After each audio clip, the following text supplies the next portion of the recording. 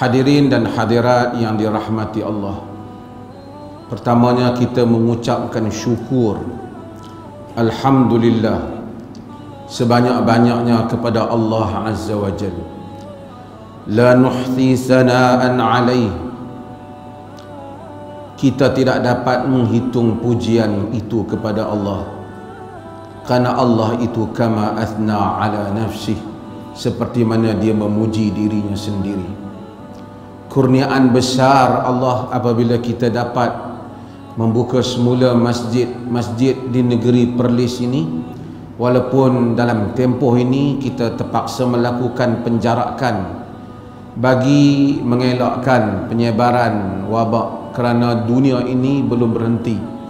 Bahkan pada hari ini merupakan hari yang tertinggi penyebaran wabak di Amerika pada hari ini dan beberapa negara yang lain. Tetapi Allah Subhanahu wa Ta'ala dengan kurniaannya telah mentakdirkan negara ini, wabak ini telah berkurangan dan bahkan hampir tidak tinggal melainkan sedikit. Ia adalah merupakan kurniaan Allah Azza wa Jal yang kita bersyukur kepadanya, dan ia mengingatkan kita bahawasanya setiap yang berlaku itu akan ada pengakhirannya. Kegembiraan di dunia ini akan ada pengakhirannya. Keresahan, duka cita juga ada pengakhirannya. Dunia sementara, peristiwa-peristiwa yang kita saksikan juga adalah sementara. Pada 4 bulan yang lepas, apabila COVID ini datang, kita merasakan sampai bila dia akan selesai. Manusia ketakutan, ramai orang bimbang, dan Alhamdulillah sebahagian yang takut itu kembali pada agama. Semua orang mengaji Al-Quran di dalam live streaming. Artis pun khatam Quran, kerana betapa menunjukkan manusia bimbang tentang apa yang berlaku. Cuma kita disuruh berterusan dengan perasaan bimbang itu, mudah-mudahan kita semua. Dan cuma kita juga tahu bahawasanya semua yang berlaku akan berakhir. Ini bukan kali pertama dalam dunia wabak berlaku. Telah berlaku wabak pada zaman-zaman yang lepas. Pernah Masjidil Haram ditutup kerana tengok ramai manusia yang mati, walaupun disebut ta'un pada zaman itu, tapi ia wabak. Berlaku di Andalus, berlaku dalam sejarah, berlaku sebelum daripada ini di Eropah, yang bukan saja membabitkan ratusan ribu, bahkan jutaan manusia mati. Allah Subhanahu wa Ta'ala menakdirkan hal ini, dan Alhamdulillah dia beransur pergi, dan kita negeri Perlis ni negeri yang pertama tutup masjid, dan Alhamdulillah negeri yang pertama juga membuka masjid. Dan saya ingin mengambil kesempatan ini untuk mengingatkan kepada rakyat negeri Perlis ini, kepada lelaki, untuk minggu ni lah, yang berusia 18 tahun, minggu lepas lagi lah, yang berusia 18 tahun untuk hadir solat Jumaat. Dah tak ada pengecualian dah, umur dah tak limit dah, yang tua-tua pun boleh hadir.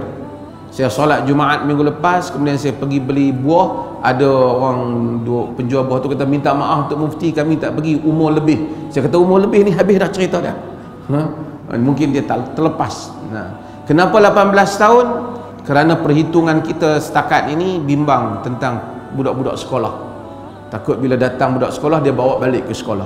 Tapi kalau kerajaan sendiri telah buka sekolah, dan kita insya-Allah akan suruh surau-surau sekolah dibuka, mereka solat bersama mereka. Kita tak nak dia bawa balik kalau berlaku wabak ke sekolah, dan itu akan memberikan kesan kepada mereka.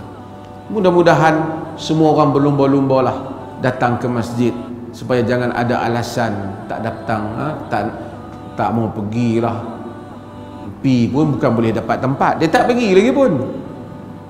Kita buka sehingga ke tempat parking, bawa sejadah salat. InsyaAllah mudah-mudahan lepas pada ni kita rapatkan balik saf, kita kembali kepada sunnah Nabi SAW. Renggangkan ini pun untuk mengelakkan wabak juga, merupakan suruhan agama menyelamatkan diri daripada wabak, dan kita berharap kita akan kembali. Saya masih ingat Saya duduk di Wales. Di Wales saya duduk di Lampeter.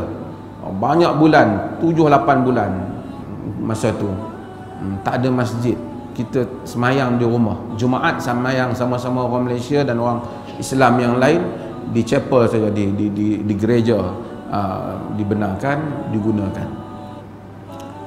Perasaan kita ni resah kerana kita orang Islam ni memang nak ke masjid. Kemudian saya dapat jemputan daripada UK. Saya terus pergi ke Dubai.